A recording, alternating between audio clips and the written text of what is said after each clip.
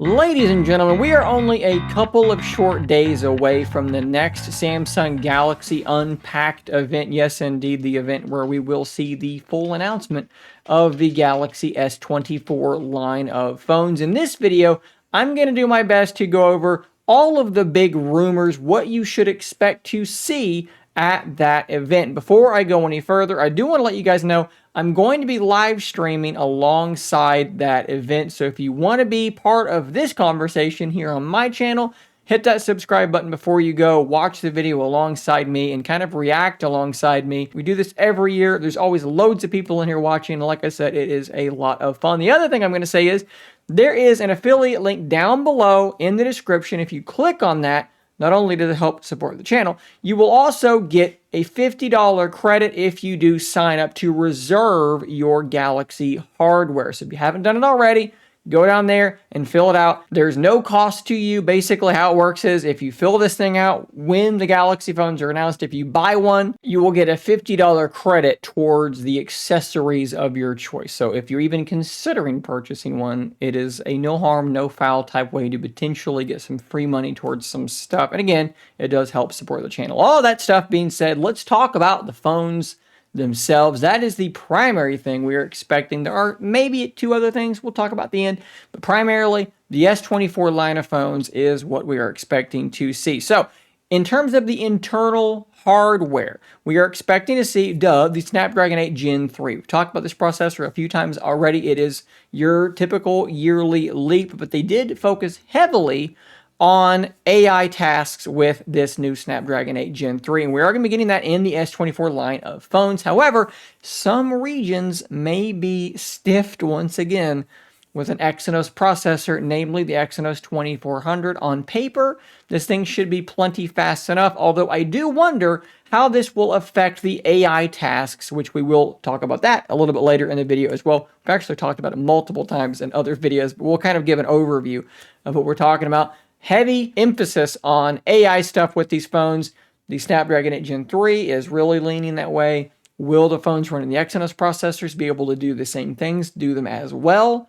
I hope so, but that does kind of remain to be seen for me a little bit. At any rate, these phones should be plenty powerful. They should be among the most powerful phones available on the market. In terms of RAM, curiously to me, the S24 Plus is apparently getting a bump from 8 gigs of RAM up to 12, which puts it right in line with the Ultra version. The standard variant will be remaining at 8 gigabytes of RAM. Storage options should be pretty much exactly as they have been. What about the displays? Well, the Ultra's display is going to be incredibly impressive. 6.8 inches, 1440p resolution, but the brightness is apparently going to be dialed up to 2600 nits peak. Now, we're talking about more than likely in HDR content, potentially hitting this peak just with adaptive brightness turned on. You're outside in some bright sunlight. This thing is going to be potentially, I keep saying the word potentially, the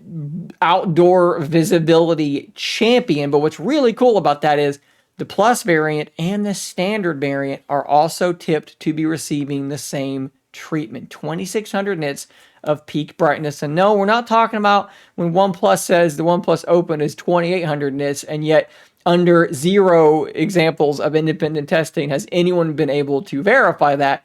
This is going to be more like the S23 Ultra, where what they say you're getting, you're actually going to be able to go outside and turn on your phone and go, look at that, it's crazy bright, and people are going to be able to test it and verify that number. Shockingly bright, and like I said, it's across all models, which is very, very cool. What about the design? There are some big changes coming to the design. The Ultra model is getting much flatter in all different ways, right? So the frame is flatter, the screen is flatter. There may be a slight curve on the edge, but it is, for all intents and purposes, it is a flat panel, but it's also going to be getting the Apple titanium treatment. Maybe you like that, maybe you don't. Maybe you're afraid that when titanium is, it's not really painted, I guess, but whenever it receives its colors or whatever magic that happens, it does seem to scratch quite easily, so keep that definitely in mind. The other models are going to look a bit different as well, but they're not getting that same titanium treatment. They do look really similar, other than those rails. Those edges are going to be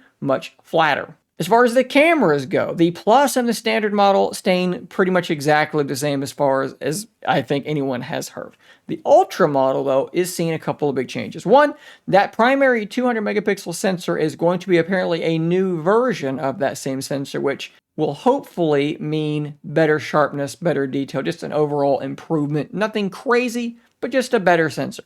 The big change, though, comes from the loss of the 10x optical zoom that I think the S20 whatever line of phones, the Ultra versions, are kind of famous for, and it has been replaced with a 50 megapixel 5x optical zoom. Now, this is higher resolution. It is a larger sensor. So, best possible case scenario is coupled with the 3x optical zoom, you're going to have great mid-range zoom, right? So, like 1, 2, and 3. That's great because you're going to be just a digital crop to 2, and then you get to 3. That's optical. 3, 4, 5. Okay, so that's optical, small digital crop at 4, and then back to optical again.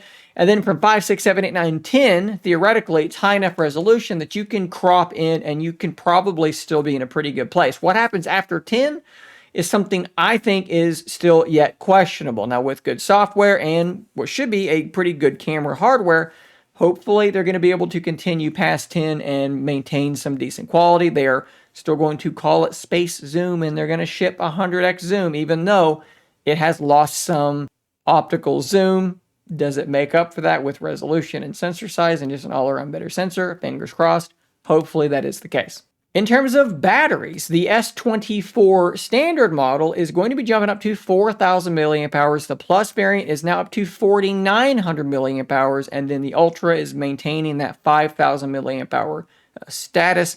I haven't seen anything about increased charging speeds, which is a bit of a bummer, but I am happy to see the other two models getting some bigger batteries. Now, I hinted about the AI software stuff earlier. If you want to see bigger, more full breakdowns of those, I will drop them down below in the description because I've already talked about a lot of the stuff. But to go over it quickly, lots of AI features. We're talking about stuff like live translate, basically on steroids. You're in a phone call.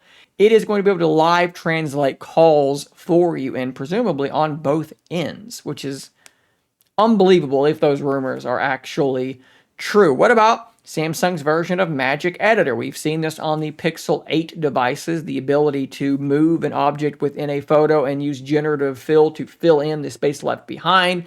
They're also going to be able, apparently, to expand a photo, right? Take a picture. It's easy to zoom in, but it's a lot harder to zoom out because there's nothing outside the photo. Well, it's going to fill that stuff in. That is also really, really cool. Something else we've seen on Pixel 8 devices is AI-generated wallpapers, and it looks like Samsung is taking Google's implementation from screenshots we've seen and bringing that over as well. Text generation type stuff happening inside Samsung's keyboard, on and on and on. A renewed focus on Bixby with AI stuff tied in.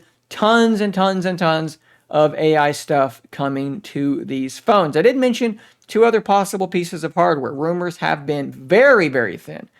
But perhaps Galaxy Buds 3, perhaps a rumored Galaxy Ring. And I mean a ring you put on your finger and it does health tracking stuff like that. Again, rumors are scant, but there has been some speculation there. Like I said, guys, we're only 2 days away. Hit that subscribe button so you can be here with that live stream and check out that affiliate link down below to reserve and get that $50 credit. Thanks for watching. Like I said, subscribe. I'll see you on the next one. And until next time, stay nerdy, my friends.